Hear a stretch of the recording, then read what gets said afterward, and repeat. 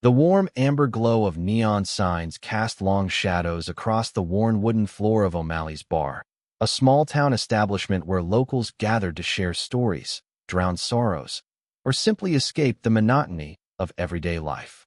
It was that magical hour, closing time, when the world outside seemed to disappear and time slowed to a gentle crawl. The jukebox in the corner played an old Tom Waits song, the scratchy melody perfectly complementing the haze of cigarette smoke that hung in the air despite the smoking ban that had been in place for years. The smell of spilled beer, whiskey, and decades of conversations permeated every surface, creating that distinct bar aroma that was somehow both comforting and melancholic. I sat at the far end of the bar, nursing what was supposed to be my last whiskey of the night. My reflection in the mirror behind the bottles looked tired, 32 years old, but feeling much older tonight. My dark hair was slightly disheveled, and my blue eyes carried the weight of a particularly exhausting week at the architectural firm where I'd been working for the past 5 years. I'd come here not really looking for company, just a quiet place to decompress before heading back to my empty apartment. That's the thing about small towns like ours. Sometimes solitude is easier to find in a public place than at home, where the silence can be deafening. The bartender, Mike, had already called last orders and was wiping down the counter with practiced efficiency. Most of the patrons had filtered out, leaving behind empty glasses and half-finished conversations. That's when I noticed him at the other end of the bar, tall, with broad shoulders that tapered down to a narrow waist, dark hair cut short on the sides, but slightly longer on top. He wore a simple gray Henley that fit him well, sleeves pushed up to reveal forearms marked with what looked like an intricate tattoo. Our eyes met in the mirror, and he smiled, the kind of smile that creates an immediate flutter of something indefinable in your chest. As Mike announced he was closing up, the stranger stood and walked over to me. "Mind if I join you for one last drink?" he asked, his voice deep with a slight rasp that suggested either too many cigarettes or just the right amount of whiskey. "I'm Alex," he added, extending his hand. "James," I replied, taking his hand. His grip was firm, warm, and lingered just a moment longer than was strictly necessary. And sure, I could use the company. Mike looked at us with a knowing smile. "You two are my last customers. I need to cash out, but take your time finishing those drinks. Just pull the door closed when you leave." He slid a key across the counter. "Lock up for me, would you, Alex? You know where to drop the key tomorrow." Alex nodded, pocketing the key. "No problem, Mike. Thanks." It turned out that Alex was a regular here, though our paths had never crossed before. He'd grown up in this town, left for college and a stint in Chicago, but had recently moved back to help with his father's construction business.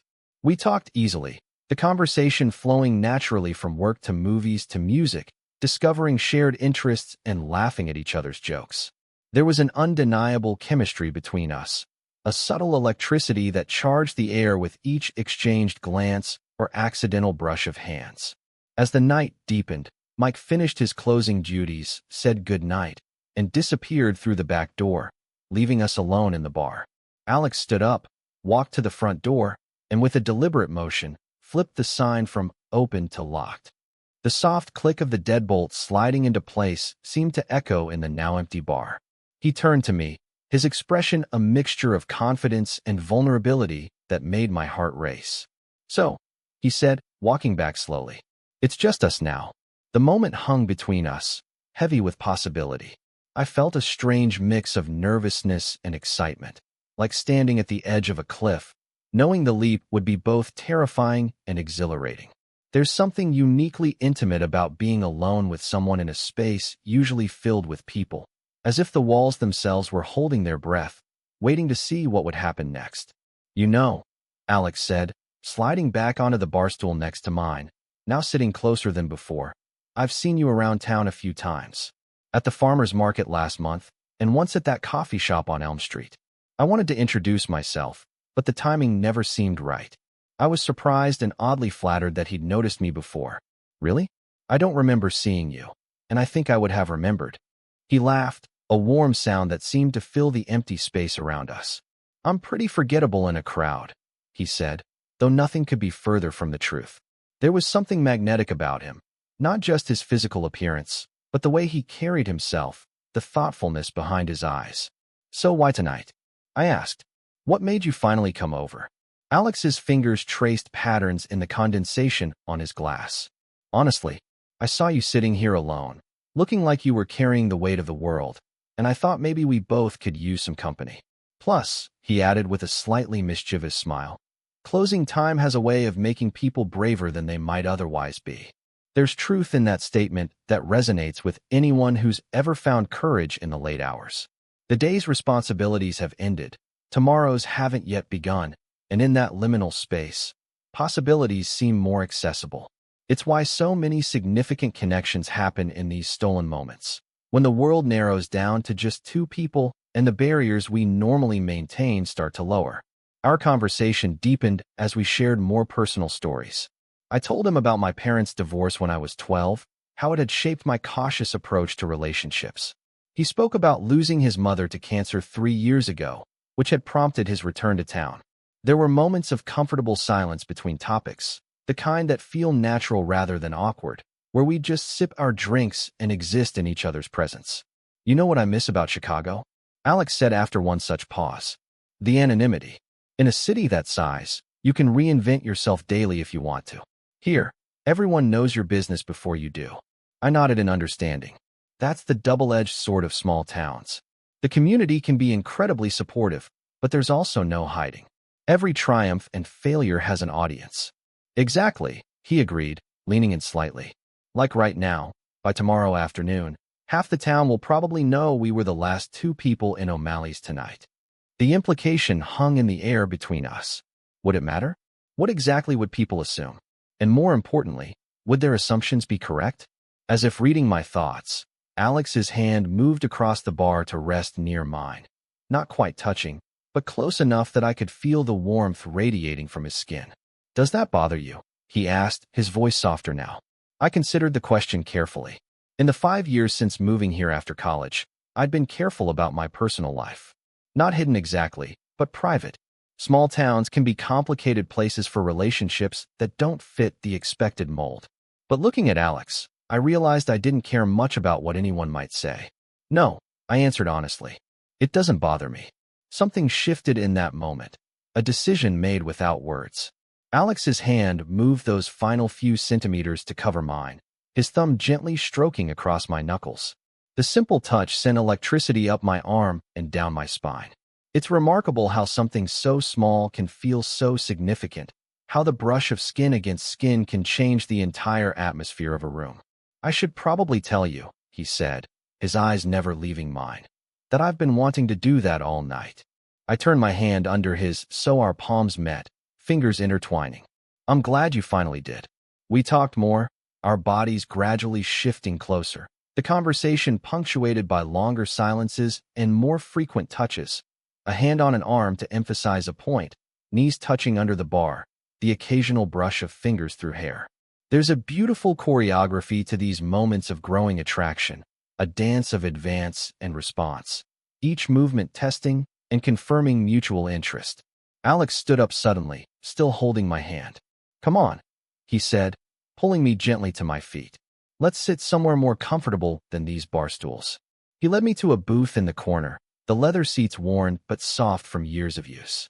Instead of sitting across from me, he slid in beside me, our thighs pressing together. The proximity was intoxicating, more intimate than our positions at the bar had allowed. The jukebox had long since gone silent, leaving only the soft hum of the refrigerators behind the bar and the sound of our breathing. You know what's strange? I said, suddenly feeling the need to fill the silence. I've lived here 5 years, and this is the first time I've stayed after closing.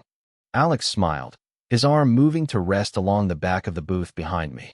Well, I'm honored to be part of your first after-hours experience. The double meaning wasn't lost on either of us. I felt a blush creep up my neck and was grateful for the dim lighting. There's something uniquely vulnerable about acknowledging attraction. Putting into words or actions what has been building beneath the surface exposes you to potential rejection. But it also opens the door to connection that might otherwise remain unexplored. Can I ask you something? Alex said, his fingers now lightly playing with the hair at the nape of my neck, sending pleasant shivers down my spine. Of course. What are you looking for? Tonight, I mean. Or in general, I guess. His directness was refreshing, cutting through the usual games people play. I considered the question carefully. Honestly, I wasn't looking for anything when I came in tonight. I just wanted a quiet drink after a long week. I turned slightly to face him better. But now, I'm interested in seeing where this goes. No expectations, but no arbitrary limitations either. He nodded slowly, seemingly satisfied with my answer. I like that approach. Too often people either want everything defined immediately, or they pretend they don't care at all. Both extremes miss the point of actually getting to know someone. Exactly, I agreed. And what about you? What are you looking for? His eyes held mine with an intensity that made my breath catch. Right now, I'm looking at exactly what I want. The air between us seemed to thicken, charged with anticipation. This is the moment in any potential connection where words begin to fail, where the unspoken communication of body language takes precedence. Alex's hand moved from my neck to cup my cheek, his thumb gently tracing my lower lip. I leaned into his touch, my eyes closing briefly at the sensation. When I opened them again, his face was closer, his intention clear in his expression. He paused, giving me the chance to pull away if I wanted to. Instead, I closed the remaining distance between us. The first brush of his lips against mine was gentle, almost questioning. Then, as if a dam had broken, the kiss deepened, his hand sliding to the back of my head, fingers tangling in my hair. I grasped the front of his shirt, pulling him closer. There's a unique magic in first kisses. They contain all the potential energy of what might come, all the newness of discovery, and all the thrill of mutual desire finally acknowledged. When we finally pulled apart, both slightly breathless, Alex rested his forehead against mine. I've been wanting to do that since I first saw you tonight, he admitted. I smiled, my hand still resting on his chest, feeling his heartbeat racing as fast as my own. Worth the wait. Definitely, he murmured, before capturing my lips again in a kiss that was more confident, more demanding than the first. His arm wrapped around my waist, pulling me closer until I was practically in his lap. My hands explored the solid planes of his chest, the strong muscles of his shoulders. Time seemed to suspend as we lost ourselves in the discovery of each other. Eventually, we slowed, the initial urgency giving way to something more measured but no less intense. Alex trailed kisses along my jawline to my ear. We should probably think about locking up soon, he whispered. As much as I'm enjoying this, reality began to seep back in. We were still in a public place, even if temporarily private. I nodded, reluctantly putting some space between us, though our hands remained intertwined. You're right. He brushed a strand of hair from my face, his expression soft. For the record, this isn't something I make a habit of, kissing strangers in closed bars. I laughed lightly. I should hope not. Mike might revoke your key privileges. The joke broke some of the tension, allowing us both to catch our breath and regain some composure. There's often an awkwardness that follows intense moments like these, the uncertainty of what happens next, how to transition from the emotional high back to mundane reality. Alex stood, pulling me gently to my feet. Let me help you with your jacket, he offered, retrieving it from the bar stool where I'd left it. As he held it open for me, I slipped my arms into the sleeves, savoring the brief moment when his hands rested on my shoulders, giving them a gentle squeeze. We moved around the bar, making sure everything was as it should be. Glasses in the sink behind the counter, stools pushed in, lights switched off except for the one over the door. There was something strangely domestic about the routine, as if we'd done this together many times before. At the door, Alex paused, key in hand. So, he said, a hint of uncertainty in his voice for the first time that night. What happens now? It was my turn to be direct. Well, I'd like to see you again, preferably with more than just a locked door between us and the rest of the world. The smile that spread across his face was worth any risk of rejection. I'd like that too. A lot. He pulled out his phone. Can I get your number? We exchanged contact information, the modern ritual of new connections. As he put his phone away, Alex looked at me with renewed confidence. Would it be too forward to ask what you're doing tomorrow? There's a great breakfast place on Main Street that does amazing French toast on Saturday mornings. Not too forward at all, I replied. That sounds perfect. He unlocked the door, holding it open for me. The cool night air rushed in, a stark contrast to the warmth of the bar and of the moments we'd just shared. We stepped outside, and Alex carefully locked the door behind us. The street was deserted, the small town long since gone to sleep. Streetlights cast pools of yellow light on the sidewalk, and somewhere in the distance, a dog barked. "Can I walk you home?" Alex asked, his hand finding mine again. "I'd like that," I said, even though my apartment was only 3 blocks away. We walked slowly, neither of us in any hurry to end the night. Our conversation resumed its easy flow, but now with an undercurrent of anticipation for what might come next. When we reached my building, we paused at the entrance. "This is me," I said unnecessarily, suddenly feeling shy again. Alex nodded, stepping closer. "Thank you for tonight.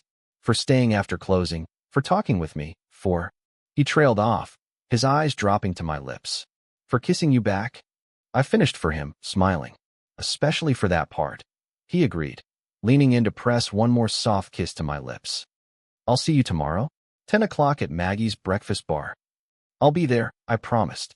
As I watched him walk away, turning once to wave before rounding the corner, I couldn't help but reflect on the unexpected turn my evening had taken.